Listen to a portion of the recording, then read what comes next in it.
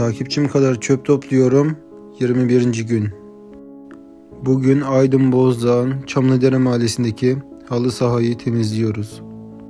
Uzun zamandır kullanılmadığı için halılar yerlerinden çıkmış. Ben de takmayı başladım. Takarken halının altında yılan olduğunu fark ettim. Bu küçük dostumuzu gönderdikten sonra çıkan halıları teker teker taktım.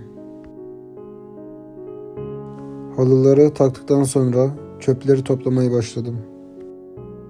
Terk edilen bu sahayı bugün kullanılabilir bir hale getireceğim. Sizden de ricam, lütfen çevremizi temiz tutalım.